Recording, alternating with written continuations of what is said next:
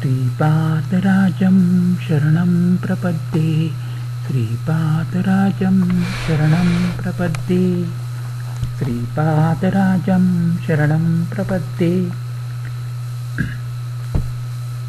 दत्तावताराचे वर्णन. अध्याय 8. आत्मसाक्षात्कार कसा घडतो. ब्रह्मज्ञानासाठी तप करणारे खरे ब्राह्मण. दुसऱ्या दिवशी तिरुमलदास आपले नित्य नैमित्तिक अनुष्ठान झाल्यावर म्हणाले, अरे शंकर भट्टा, आत्मसाक्षात्कार जेव्हा होतो त्यावेळी 15 कला आपापल्या भूतांमध्ये लय पावतात. त्या देवता मूलभूत शक्ती असलेल्या चैतन्यात लीन होतात. आत्मज्ञान, कर्म इत्यादी ब्रह्मस्वरूपात लय पावत असतात. अशा ब्रह्मज्ञानासाठी जो परिश्रम करीत असतो तो खऱ्या अर्थाने ब्राह्मण होय. प्राण, विश्वास, आकाश, वायू, अग्नी, जल, भूमी, इंद्रिये, मन, अन्न, बल, विचार, मंत्र, कर्म, लोकांतील विविध नावे, त्यांना 16 कला असे म्हणतात. श्रीपाद प्रभू 16 कलांनी परिपूर्ण असे परब्रह्मावतार आहे. अन्न हेच मन होय. सात्विक अन्नाच्या सेवनाने मनाचे निर्मलत्व प्राप्त होते. विधात्याने प्रथम प्राणांची सृष्टी केली. प्राण म्हणजे संपूर्ण विश्वात विद्यमान असलेली प्राणशक्ती होय. त्या प्राणशक्तीस सूक्ष्मात्मा, हिरण्यगर्भ या नावाने सुद्धा संबोधले जाते. प्राणमय कोशामध्ये स्थित जीवधातू शक्तीला शक्ती शरीर असे म्हणतात. प्राणमय चैतन्यास संतुलितरित्या प्रवाहित केल्यास मनुष्यांचे भौतिक दुःखांचे निवारण होते. मनुष्याचा स्थूल देह रोगी होण्यापूर्वी प्राणमय शरीर रोगग्रस्त होते. त्याच्यानंतर स्थूल शरीर रोगग्रस्त होते. सृष्टीच्या प्रारंभाचा निश्चय झाल्यानंतर पंचभूतांचा आविर्भाव झाला. या पंचभूतांचे आकलन करण्यासाठी पंचेंद्रियांची रचना झाली. ह्यांचे संधान करून व्यवस्थित काम करण्यासाठी पंच इंद्रियांची योजना झाली. या 10 इंद्रियांवर मनाचा ताबा असतो आणि मन हे आहारापासून बनते. म्हणून मनुष्याने आपल्या आहाराविषयी अत्यंत सावध असले पाहिजे. कारण आहाराच्या सूक्ष्म भागानेच मनातील भावना प्रकट होतात. जसे आहाराचे गुण त्याप्रमाणे आपले विचार होतात. मनातील विचाराच्या धारेस कर्मबद्ध करून नियंत्रित करणे यालाच मंत्र असे म्हणतात. यज्ञ याग यांचे विधिपूर्वक आचरण करीत त्या कर्मकांडात सांगितलेले मंत्रोच्चारण विधिपूर्वक करणे यास कर्म असे म्हणतात. विश्वनिर्मितीचा आधार कर्मच आहे. नामरूप विवर्जित जग असू शकत नाही. आपल्यामधील प्रत्येक इंद्रियास एक देवता असतात. या देवतेच्या प्रभावाने ती इंद्रिये कार्य करीत असतात. समाधीस्थ असलेल्या योग्यास जेव्हा आत्मसाक्षात्कार होतो त्यावेळी 16 कला मूलतत्वात लय पावतात. योग्याच्या भौतिक इंद्रियातील चैतन्य शक्ती विश्वातील चैतन्य शक्तीमध्ये लीन पावते. कर्मेंद्रिये व ज्ञानेंद्रियाने युक्त असलेला मनुष्य कर्म न करता राहू शकत नाही. अहंकार नष्ट झाल्याशिवाय मोक्षाची प्राप्ती होत नाही. मनुष्याच्या अहंकारामुळे कर्माचरण घडत असते. अहम म्हणजे मन आणि बुद्धी हे अज्ञानाच्या आवरणांनी आच्छादित झालेले अशुद्ध चैतन्यच होय. आत्मसाक्षात्कार झालेल्या योग्यास जन्मांतराचे कर्मफल शेष राहत नाही. अहंकार पूर्णपणे नामशेष झाल्याशिवाय आत्मसाक्षात्कार होत नाही. योग्यास जेव्हा आत्मसाक्षात्कार होतो तेव्हा श्रौत कर्म आणि त्याच्या प्रतिफलाचे केंद्र महद अहंकार असून मायाजाल सहित शाश्वत परमात्म्यामध्ये लीन होऊन व्यक्तित्व रहित होतो. परमात्मा व्यक्तित्व सहित शक्ती स्वरूप होऊन राहिला आहे. कर्म व त्याच्या फलाचा नाश होऊन योगी सिद्धावस्थेस प्राप्त करतो. जरी योगी कर्मफलाचे भोग स्थूल देहाने भोगत असला तरी देहाभिमान नसल्या कारणाने तो सतत मुक्तावस्थेतच स्थित असतो. परमात्मा योग्यांच्या द्वारे आपल्या दिव्य लीलांचे प्रकटीकरण करीत असतो. योगिक शक्तींचा अहंकार एखाद्या योग्यात झाला असेल तर सर्व शक्तीचे हरण करून त्याचा गर्व हरण करण्याचे सामर्थ्य परमात्म्यामध्ये असते. श्री बापनाचार्युलू श्रीशैल्य क्षेत्री असलेल्या श्री मल्लिकार्जुन आणि गोकर्ण क्षेत्री स्थित महाबळेश्वर व इतर काही ठिकाणी सौरमंडलातून त्यांनी शक्तिपात केला होता. स्वयंभू दत्ताची उत्सवमूर्ती तसेच अर्चन मूर्तीत सुद्धा शक्तिपात केला होता. अग्नी संबंधित असलेल्या या शक्तीस शांती विधान करावे लागते. तसे न केल्यास अर्चकासह अर्चना करविणारे सुद्धा अर्चना मूर्तीच्या प्रखर तेजाने शिक्षेस पात्र होऊन त्यांना अनिष्टफल प्राप्त होते. स्वयंभू दत्तमूर्तीमध्ये झालेल्या शक्तिपाताचे रहस्य केवळ अंतर्ज्ञानी असलेले योगीच जाणू शकतात. श्रीशैल्य मल्लिकार्जुन स्थानी शक्तिपात हजारो लोक उपस्थित असताना श्री बापनाचार्युलूंच्या हस्ते झाला होता. सूर्यमंडलातील तेज बाहेर पडून सर्वांच्या समक्ष मल्लिकार्जुनाच्या लिंगात ते लीन झाले होते. श्रीपाद श्री वल्लभ यांचा अवतार व हा शक्तिपात ही दोन अत्यंत गोपनीय अशी दैवी रहस्य आहेत. ती केवळ महायोग्यांना सांगण्यासारखी व त्यांनीच जाणण्यायोग्य आहेत. श्रीशैल्यात झालेल्या शक्तिपाताचे शांतिविधान करण्यात आले. यात हजारोंच्या संख्येने अन्नदान झाले. त्या योगाने जठराग्नी शांत झाला. उग्रत्वाची शक्ती शिथिल होऊन शांती तत्वात लीन झाल्यामुळे सर्व कार्य शांत व शुभप्रद झाले. पिठापूर येथील स्वयंभू मूर्तीवर झालेल्या शक्तिपातास प्रत्यक्ष साक्ष व दाखला नसल्याकारणाने तेथे शांतिविधान किंवा अन्नदान झाले नाही. श्री बापनाचार्युलूंनी अन्नदान करण्यास सुचविले असता पिठापुरातील ब्राह्मण पंडितांनी तर्कवितर्क करून श्री बापनाचार्युलूंची सूचना फेटाळून लावली. श्रीपाद षोडश कला परिपूर्ण. काळ आपल्या गतीने चालला होता. श्रीपादांचे वय आता 2 वर्षाचे झाले होते. या 2 वर्षाच्या कालावधीत श्रीपादांनी आपण षोडश कलांनी परिपूर्ण असल्याचे अनेक बाललीलांद्वारे दाखवून या युगातील महाअवतार असल्याचे निदर्शनास आणले होते. वयाच्या 16व्या वर्षी श्रीपाद प्रभूंनी पिठापूर सोडले. त्यानंतर ते 14 वर्षपर्यंत कुरुपूर व आणखी काही क्षेत्रात राहिले.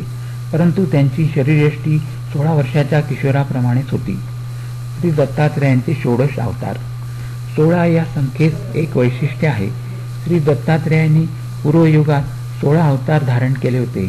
ते असे: योगीराज, अत्रिवरद, दिगंबरावधूत, कालाग्निशमन, योगीजन वल्लभ, लीला विश्वंभर, सिद्धराज, ज्ञानसागर, विश्वंभरावधूत, माया मुक्तावधूत, आदिगुरु, संस्कारहीन शिवस्वरूप, देवदेव, दिगंबर, दत्तावधूत आणि श्यामकमल लोचन.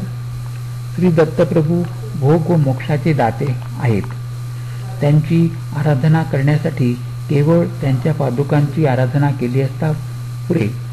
4 वेद श्वान रूपाने त्यांच्या पादुकाजवळ साऱ्या अपवित्रतेस पवित्र करीत त्यांच्या चरणकमली पडून असतात. श्री दत्तात्रेयांच्या पवित्रतेची कल्पना करण्यास मानव तर काय, देवता व सप्तऋषी सुद्धा असमर्थ होत. युगांतरी जेव्हा वामनावतार झाला तेव्हा त्याचे समकालीन असलेले श्री वामदेव महर्षींचा सुद्धा जन्म झाला. त्यांच्या जन्मसमयी मातेच्या गर्भातून केवळ शीर बाहेर आले व 4 दिशेंचे अवलोकन करून पुन्हा गर्भात निघून गेले. तेव्हा देवता व ऋषीगणांनी प्रार्थना केल्यावर श्री वामदेवांनी पुन्हा जन्म घेतला. ते जन्मतःच शुद्ध ब्रह्मज्ञानी होते. त्याचप्रमाणे श्रीपादांच्या जन्मसमयी सुद्धा घडले. ते केवळ ज्योतिरूपाने ज्योतिस्वरूप होते. याप्रमाणे 2 वेळा जन्म घेतल्याने ते अजन्म द्विज होते. ते संपूर्ण अखंड अनंत अद्वैत सच्चिदानंद घन असल्याकारणाने या अवतारात त्यांना गुरु अशी व्यक्ती नव्हती. वास्तवात ते त्रिमूर्तींचे संयुक्त रूप नसून त्रैमूर्तीच्या अतीत असलेले एक विशिष्ट तत्व होते. म्हणून या त्रैमूर्तीस अतीत असलेले चतुर्थ तत्व असल्याचे सुचविण्यासाठी त्यांनी चतुर्थीस अवतार घेतला. मातेच्या गर्भातून बाहेर येऊन पुन्हा गर्भस्थ झाले असता महायोगी सिद्धपुरुष व देवतांच्या प्रार्थनेस प्रसन्न होऊन पुन्हा जन्मल्यामुळे ते आजन्म ब्रह्मज्ञान संपन्न होते. चित्रा नक्षत्राचा अधिपती अंगारक जे मंगळ आहे ते ग्रह म्हणजे पाप नीच स्थानी असता सकल जीव राशीस अमंगलप्रद ठरतो. सकल अमंगळाचे हरण करून शुभमंगलत्व प्रदान करण्यासाठी प्रभूंनी चित्रा नक्षत्रामध्ये जन्म घेतला. चित्रा नक्षत्र असताना श्रीपाद प्रभूंचे पूजन केल्यास विशेष फलप्रद ठरते. श्रीपाद प्रभू साक्षात धर्मशास्त्री आहेत. ते हरिहरात्मज श्री अय्यप्पा स्वामी असल्याचे सुचविण्यासाठी त्यांनी तूळ राशीमध्ये जन्म घेतला. ते जाणत नाहीत असे धर्मशास्त्रच नाही. धर्मसंकटात सापडलेल्या मनुष्याने त्यांची प्रार्थना केल्यास त्यास धर्म पथप्रदर्शनाचा लाभ होतो. सूर्य हा ग्रहांचा अधिपती आहे. सिंह लग्नामध्ये जन्म घेतल्यामुळे ते सकल विश्वाचे नाथ व दरबार भरवण्यासाठी जन्म घेतलेले जणू काही चक्रवर्तीच आहेत असे सूचित होते. श्री दत्तप्रभूंपासून त्रिमूर्ती आणि त्रिमूर्तीपासून 3 कोटी देव व त्यांच्यापासून 33 कोटी देवता उत्पन्न झाल्या. म्हणून केवळ श्री दत्त नामस्मरणाने सकल देवता स्मरण केल्याचे फल प्राप्त होते. श्री दत्तप्रभूंच्या ब्रह्ममुखास ऋषीपूजन करावे. विष्णुमुखास श्री सत्यनारायण व्रत व विष्णू सहस्त्रनामाने पूजन करावे. त्यांच्या रुद्रमुखास रुद्राभिषेकाने अभिसिंचन करावे. श्री दत्तप्रभूंच्या ब्रह्ममुखाच्या जिभेवर सरस्वतीचा निवास आहे. विष्णुमुखाच्या वक्षस्थली लक्ष्मीचा निवास आहे. रुद्रमुखाच्या वामभागी गौरीचा वास आहे. सृष्टीतील सकल स्त्री देवता शक्ती श्रीपादांच्या वामभागी व पुरुष देवता शक्ती दक्षिण भागी विराजमान आहेत. तिरुपतीमधील सप्तगिरीवर अवतरलेले श्री व्यंकटेश्वर स्वामी हे साक्षात श्री दत्तप्रभूच. वेंकार हे अमृत बीज व कट हे ऐश्वर्य बीज होय. म्हणून श्री व्यंकटेश्वर हे अमृत व ऐश्वर्याचे प्रदाते आहेत. वे म्हणजे पाप व कट म्हणजे खंडन करणारे किंवा हरण करणारे असा अर्थ आहे. श्री व्यंकटेश्वर आणि श्रीपाद श्रीवल्लभ खरे पाहता एकच असून अभिन्न आहेत. तेव्हा मी म्हणालो, हे तिरुमलदासा, तुम्ही वर्णाश्रम धर्म काटेकोरपणाने पालन करावा असे विद्वजनांचे म्हणणे होते, परंतु श्रीपाद प्रभूंचे मत याच्या विरुद्ध होते असे मला वाटते. तर माझ्या या शंकेचे समाधान करावे अशी विनंती. ब्राह्मणांचे लक्षण. यावर तिरुमलदास म्हणाले, अरे ब्राह्मणाने ब्रह्मज्ञानाच्या अन्वेषणात जे प्राप्तीसाठी जीवन घालविले तरच तो सद्ब्राह्मण म्हणावला जातो. विहित धर्मकर्माचा त्याग करून दुराचारी झाल्यास तो दुष्ट ब्राह्मण होईल. त्याची दुराचार वाढून तो गोहत्या व गोमांस भक्षण करण्यास प्रवृत्त झाल्यास त्याच्यातील ब्राह्मणत्व लोप पावून त्याचे ब्रह्मतेज संपूर्णपणे क्षीण होते. त्याच्या शरीरातील जीवन कणांमध्ये बदल घडून तो चांडाळत्वास प्राप्त होतो. तेव्हा तो ब्राह्मण होऊ शकत नाही. क्षत्रियाने ब्रह्मज्ञानाच्या आकांक्षेने निरंतर तपाचरण केल्यास ब्राह्मणत्व प्राप्त करू शकतो. क्षत्रियांच्या शरीरात जन्मजात असलेल्या जीवनकणात तपाचरणाने बदल घडून त्याला ब्राह्मणत्व प्राप्त होते. याप्रमाणे विश्वामित्रांना ब्राह्मणत्व प्राप्त झाले होते. शनिग्रहाचे 3 राशीत म्हणजे 7.5 वर्षे पर्यंत चलन असते. तेव्हा प्रत्येक मनुष्याच्या शरीरातील जीवनकणांमध्ये बदल घडतो. जुन्या जीवनकणांचा नाश होऊन नूतन जीवनकणांचे सृजन होत असते. याची मनुष्यात कल्पना सुद्धा येत नाही. क्षत्रियांचे लक्षण. क्षत्रियाने क्षात्रधर्माचा त्याग करून शांतिरस प्रधान असलेले कृषी, गोसेवा, वाणिज्य अशा धर्माचे पालन करून स्वकर्म सोडल्यास त्याच्यातील क्षात्र तेज टिकून राहत नाही. त्याच्या मन, बुद्धी व शरीरात अनेक बदल घडून येतात आणि तो वैश्यत्वास प्राप्त होतो. ब्राह्मणाने क्षात्रधर्माचे अवलंबन केले असता परशुरामासारखा होतो. पूर्वी द्रोणाचार्य आणि कृपाचार्य जन्मतः ब्राह्मण असले तरी त्यांना क्षात्रधर्माचे पालन केले नव्हते का? कुसुम श्रेष्ठी वैश्य असला तरी त्याने क्षत्रिय वृत्तीचे अवलंबन केले नव्हते का? जन्मतः शूद्र असून श्रीपाद प्रभूंच्या कृपेने मला ब्रह्मज्ञान प्राप्त झाले नाही का? निरंतर प्रयत्नाने तपाचरणाने शूद्र सुद्धा वैश्य, क्षत्रिय किंवा ब्राह्मण होऊ शकतो. केवळ एका विशिष्ट वर्णात जन्म झाला म्हणजे यम, धर्म, शिक्षा आचरित आहे किंवा नाही असे नसून आपापल्या शुभ कर्माच्या फलावर आपला वर्ण अवलंबून आहे. जन्मतः शुद्ध असलेल्या मला पुढचा जन्म ब्राह्मणाचा मिळू शकेल, तसेच जन्मतः ब्राह्मण असलेल्यास पुढचा जन्म शूद्राचा सुद्धा मिळू शकतो. सामाजिक कारणासाठी वर्णव्यवस्था करण्यात आली आहे. परमात्म्याचे मुख ब्राह्मणत्व, बाहू क्षत्रियत्व, उरू वैश्यत्व व पाद शूद्रत्वाचे सूचक आहेत, असा श्रीपादांनी एक पर्याय सांगितला. तू माझ्या आतिथ्याचा स्वीकार केलास. माझ्या घरचे भोजन हे ब्राह्मणाच्या घरचेच भोजन होय. कर्मरहस्य. निरंतर श्रीपादांचे नामस्मरण व ध्यान केल्याने येथील परिसरातील वातावरण शुभप्रद आणि पवित्र अशा स्पंदनाने भरले आहे. जन्मतः नरसावधानी ब्राह्मण असले तरी त्यांच्या घरात भौतिक, मानसिक व आध्यात्मिक स्पंदने विषपूरित असल्याकारणाने तेथील वायुमंडल कलुषित झाले होते. या कारणानेच श्रीपाद प्रभूंनी त्यांच्या आतिथ्याचा स्वीकार केला नाही. यातील हे रहस्य आहे बरे का. जीव परिणाम क्रमाने किंवा विपरिणाम क्रमाने कर्मसूत्राच्या अनुसार जन्म घेण्यास वर्ण आवश्यक आहे, नाही का. यासाठी वर्णाश्रमाची योजना झाली. जॉन हा जर्मनी देशाचा रहिवासी असून सुद्धा त्याला ब्रह्मज्ञानाची अत्यंत जिज्ञासा लागली होती. परिणाम क्रमाच्या शेवटच्या अवस्थेत त्याला कुर्वपुरी श्रीपाद प्रभूंचे दर्शन झाले व अमोघ अशा अनुग्रहाची प्राप्ती झाली. नरसावधानी पिठिकापुरम मध्ये असून सुद्धा श्रीपाद श्री दत्तात्रेयांचे अवतार आहेत हे जाणण्यास त्यांना कित्येक वर्षे लागली. हे जाणल्यानंतर सुद्धा साधना क्रमाशिवाय श्री दत्तांच्या अनुग्रहास प्राप्त होणे अशक्य होय. यावर मी म्हणालो, स्वामी, आपले म्हणणे असे आहे की प्रत्येक जीवकणामध्ये बदल घडत असतो, तर प्रत्येक जातीस एक आत्मा आहे काय? पार्वती देवी ही हिम पर्वताची कन्या असे म्हणतात, असे म्हणण्याचे कारण काय? यावर तिरुमलदास म्हणाले, प्रत्येक जातीस एक आत्मा असतो, तो शक्ती स्वरूपात असतो. ती शक्ती दिव्यात्मा असल्या श्री दत्तप्रभूंच्या मधून बाहेर आलेली असते. सदैव या शक्तीचा संबंध परमात्म्याशी असल्या कारणाने ती महाशक्ती होय. जात या शब्दाचा अर्थ तू जो समजतोस तसा नाही. जिवंत व्यक्तीमध्ये जसे चैतन्यवंत असे जीवकण असतात असा आहे. त्याचप्रमाणे सामूहिक सांघिक व्यक्तिमत्वामध्ये असलेल्या प्रत्येक व्यक्तीचे शक्ती सामर्थ्य गुण गण अंतर्लीन होऊन असतात.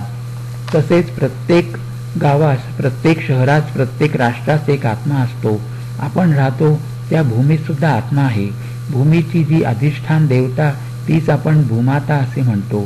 तिच्यातील आत्म्याचे परमात्म्याचे अंश असल्या कारणाने ती मानसिक संबंध असलेली महाशक्ती आहे. तसेच हिमपर्वताच्या ठाई अधिष्ठित असलेल्या देवता शक्तीस हिमवंत असे संबोधित करतो. त्या हिमवंताची पुत्री हिमवती होय. सर्वसाक्षी सूर्य भगवंताचे पुत्र यमधर्म असे मानल्यास जीवराशीच्या शुभाशुभ कर्मानुसार न्याय करून पाप्यांना शिक्षा करणारी देवता शक्ती आहे असा अर्थ होतो. जगातील सारे प्राणीमात्र आपापले कार्य करण्यासाठी सूर्यापासून ऊर्जा प्राप्त करतात.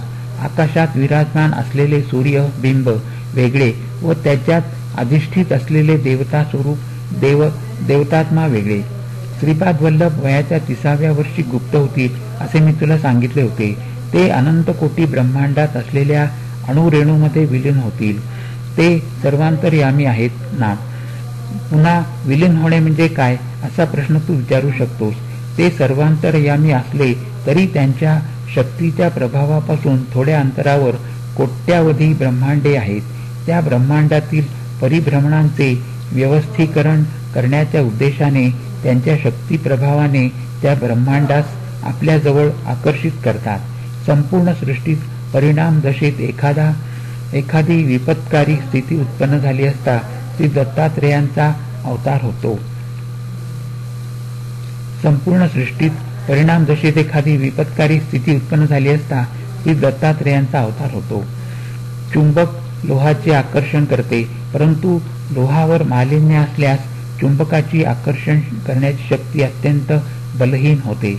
मलिनत्वास नाहीसे करून सृष्टीतील प्रत्येक अणूचे आकर्षण करून विश्व परिणामास नूतन दिशा देण्याचा संकल्प जेव्हा होतो त्यावेळेस मात्र असे अवतार होतात. पंचकन्यांचे विवरण. तेव्हा मी म्हणालो, स्वामी, अहिल्या, द्रौपदी, सीता, तारा, मंदोदरस्थता पंचकन्याम पठे नित्यम महापातकनाशनम असे म्हणतात. हा विषय मला सुलभ रीतीने समजत नाही, म्हणून त्याचे विवरण करून सांगावे ही प्रार्थना. तिरुमलदास यावर म्हणाले, अहल्येवर इंद्र मोहित झाला व तिला प्राप्त करण्यासाठी त्याने मायेचा उपयोग केला. कुक्कट रूप धारण करून त्याने बांग दिली. पहाट झाली असे समजून गौतम ऋषी अनुष्ठानास बाहेर गेले. पतिव्रता असल्या कारणाने इंद्र अहल्ये स्पर्श करू शकत नव्हता. इंद्रदेवता देवशक्ती संपन्न असल्या कारणाने त्याने मायेची अहल्या उत्पन्न करून त्या मायेच्या अहल्येशी समागम केला. माया अहल्येच्या शरीरातील जीवाणू इंद्राच्या तीव्र इच्छाशक्तीमुळे उत्पन्न झाले होते. माया अहल्या व इंद्र समागमी असता गौतमाने पाहिले व क्रोधित होऊन त्या दोघांस शाप दिला. अहल्या म्हणाली, हे मुनिवर, आपण हे काय केले? अध्यात्मात अहल्या गौतमांपेक्षा उच्च स्तरावर होती. अहल्येच्या शापामुळे गौतम ऋषी 12 वर्षेपर्यंत भ्रमित होऊन तदनंतर शिवार्चन करून स्वस्थ झाले. अहल्येची मनशक्ती जड झाल्याने तिचे शरीर पण जडत्व पाहून शिळा झाली. श्रीरामांच्या चरणधुलीने अहल्येचे शाप विमोचन झाले, म्हणून अहल्या परम पवित्र आहे असे जाण. शापग्रस्त झालेला इंद्र पंचपांडव म्हणून जन्मास आला. 5 रूप 5 मन असले तरी त्यास आधारभूत असलेला आत्मा एकच होता. हा एक विचित्र असा विषय आहे. शचीदेवीचा आविर्भाव यज्ञकुंडात द्रौपदीच्या रूपाने झाला. ती अयोनिजा आहे. खऱ्या सीतेस अग्निदेवाने आपल्या गर्भात लपविले व मायेच्या सीतेस रावणाने लंकेस नेले. अग्नी प्रवेश केल्यावर मायेची सीता गुप्त झाली व खरी सीता बाहेर आली, म्हणून सीता महापतिव्रता आहे असे जाण. भूचक्रात 12 राशीमध्ये 27 नक्षत्रे आहेत. या 27 नक्षत्रांची जी अधिष्ठात्र देवता आहे तिचा जन्म तारादेवी म्हणून झाला. ती भर यवनात असताना गुरुग्रहाचे अधिष्ठात्र देवता असलेले बृहस्पती मोहित झाले व तिच्याशी त्यांनी विवाह केला. वृद्धपती यवनवतीस तृप्त करू शकत नाही. हा विषय धर्मविरुद्ध आहे, म्हणून विवाहसमयी केलेले शपथेचे उल्लंघन झाल्यास क्षती नाही. तारादेवीच्या मनात बृहस्पतीविषयी कधीच पती असल्याचे भाव उत्पन्न झाले नाहीत. तारादेवीच्या मनात पतीचे भाव उत्पन्न करण्याची जबाबदारी बृहस्पतींची होती. तसे न करता सकल धर्माचे ज्ञाते असलेले बृहस्पतीने धर्मविरुद्ध आचरण केले. तारादेवीच्या शरीरातील जीवाणूंचे तिच्या मनप्रवृत्तीप्रमाणे बदल घडले. तिच्या मनात चंद्राचे रूप स्थिर झाले. तिचे हृदय चंद्राधीन झाले होते. याप्रमाणे बदल घडलेली तारादेवी व पूर्वी बृहस्पतीस विवाह केलेली तारादेवी भिन्न होत. म्हणून तारा चंद्र यांचे मिलन हे धर्मविरुद्ध नाही. सृष्टी नियमाप्रमाणे 27 नक्षत्रातून भ्रमण करणे हा चंद्राचा धर्म होय, गुरुग्रहाचा नव्हे. जर गुरुग्रहाने असे केल्यास धर्मविरुद्ध होईल. कुठल्याही धर्मविरुद्ध कार्याची अधोगती होते. म्हणून 27 नक्षत्रांची अधिष्ठान देवता तारादेवी चंद्रमंडलाची अधिष्ठान देवता असलेल्या चंद्रास पावणे हाच धर्म होय. बाबा रे, या धर्म सूक्ष्मास अनुसरून तारादेवी महापतिव्रता होय. भीष्माचार्य शरशय्येवर असता युधिष्ठिरास हितोपदेश त्यांनी केला. भीष्म म्हणाले, कुकर्म घडत असता शक्यतो त्याचा विरोध केला पाहिजे किंवा अधर्म घडत असलेल्या त्या स्थलाचा त्याग केला पाहिजे. यावर द्रौपदी खुदकन हसली. त्यावर भीष्म म्हणाले, ज्यावेळी द्रौपदीचा मानभंग झाला तेव्हा माझे वागणे अनुचित होते, कारण त्यावेळी मी दुर्योधनाच्या आश्रयात होतो. त्याच्या अन्नसेवनाने माझे रक्त कलुषित झाले होते व बुद्धी भ्रष्ट झाली होती. आता ते कलुषित रक्त माझ्यात नसून बुद्धी कल्मषरहित झाली असून ज्ञानोदय झाला आहे. जीव परिणाम दशेत अनेक जन्म घेत असतो. थोड्या जन्मात स्त्री तर थोड्या जन्मात पुरुष होतो. मानव जन्माव्यतिरिक्त पशु पक्षादींचा सुद्धा जन्म घेतो. जन्मांतरी मंदोदरीचा पुरुष जन्म होता. त्या जन्मामध्ये तिला एक चंचल स्वभावाची, एक दुष्ट स्वभावाची व एक मृदू स्वभावाची अशा 3 पत्नी होत्या. इहजन्मी चंचल स्वभावाची पत्नी वानर होऊन वाली झाला. दुष्ट स्वभावाची पत्नी राक्षस होऊन रावण झाला व मृदू स्वभावाच्या पत्नीचा विभीषण म्हणून जन्म झाला.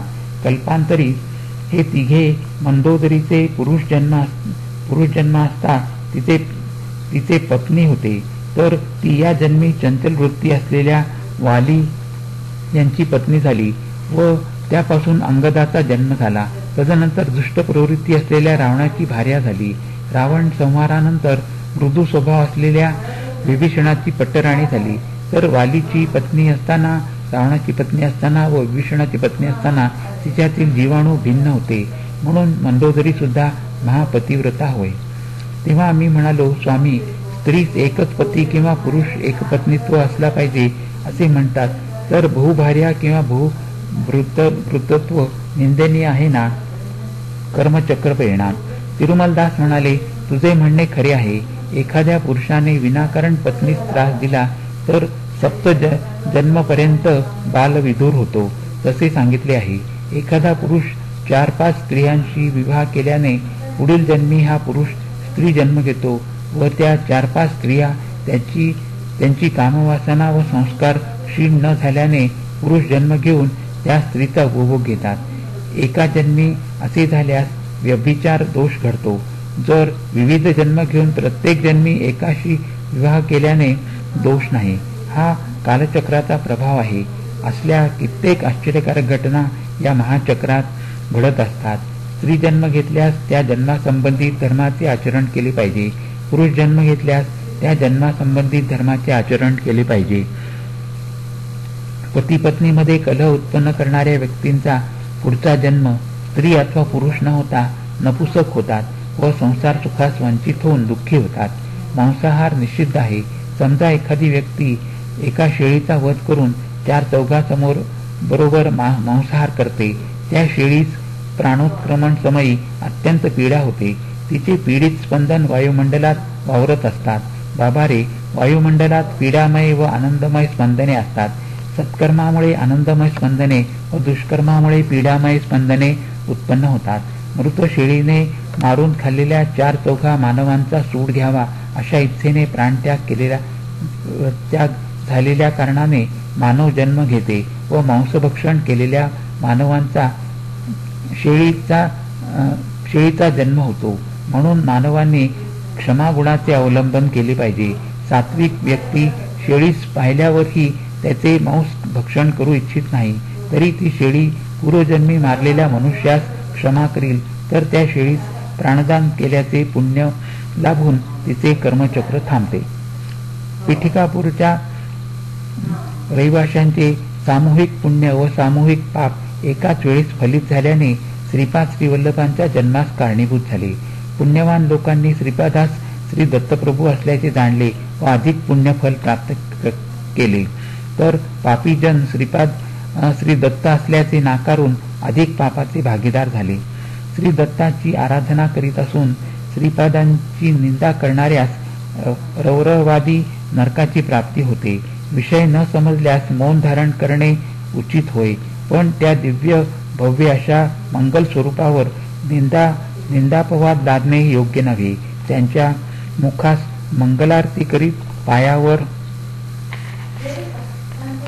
खिळे ठोकणारे असे लोक सुख व्याधींनी ग्रस्त होतील.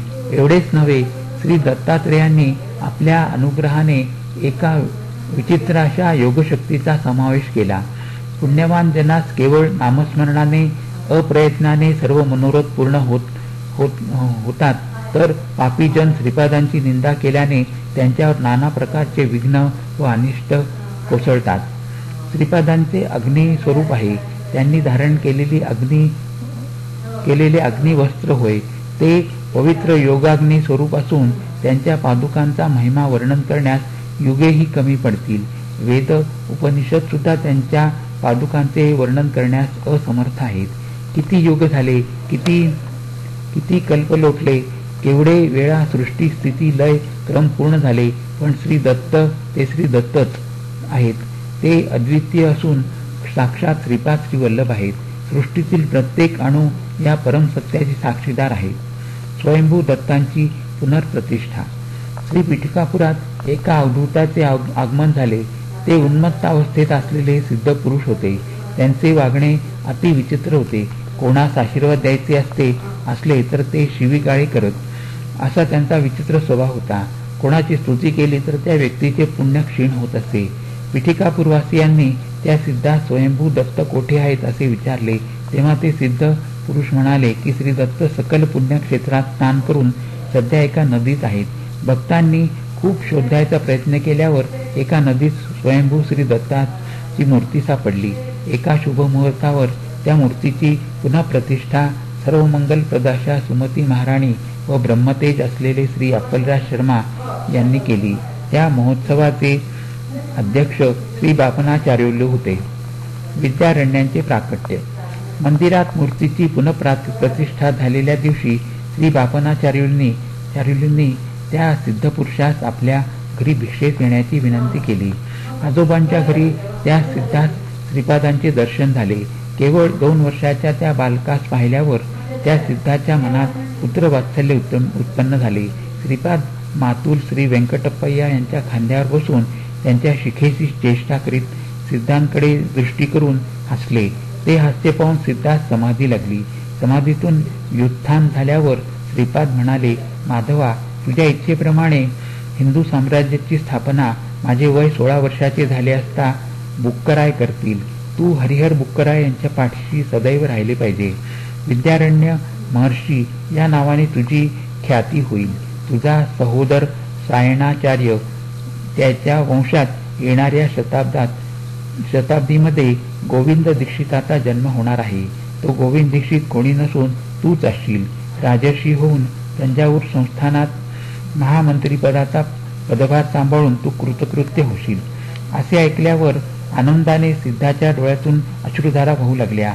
त्याने श्रीपादांना आपल्या जवळ घेतले. इतक्यात श्रीपादांनी त्या सिद्धाच्या चरणांचे वंदन केले. सिद्धाने आश्चर्य व्यक्त करतात श्रीपाद म्हणाले, तू विद्यारण्य या नावाने शृंगेरी पीठाधिपती होशील. तुझ्या शिष्य परंपरेत 3रा शिष्य कृष्ण सरस्वती म्हणून तूच असशील. तुझ्या मनात माझ्याविषयी पुत्रभाव उत्पन्न झाल्या कारणाने माझ्या पुढील नरसिंह सरस्वती अवतारात काशी क्षेत्री कृष्ण सरस्वती होऊन तू मला संन्यास दीक्षा देशील. तू संन्यास धर्माचा उद्धार करशील. यास काशी विश्वेश्वर व माता अन्नपूर्णा यांची साक्ष असेल. विशिष्ट शक्ती पराशर त्रयार्षेव पराशर गोत्रोद्भव ऋग्वेदांतर्गत वाजपेयाजी माधवाचार्य हे विद्यारण्य महर्षी नावाने ख्यात होतील. बाबा रे, उद्या तुला आणखी काही चरित्र सांगेन असे म्हणून तिरुमलदासांनी त्या दिवशीचे निरूपण तेथेच थांबविले. हरिओम तत्सत. हरिओम तत्सत. हरिओम तत्सत. श्रीपादराजं शरणं प्रपद्ये. श्रीपादराजं शरणं प्रपद्ये. श्रीपादराजं शरणं प्रपद्ये. येथे अध्याय 8 संपन्न झाला.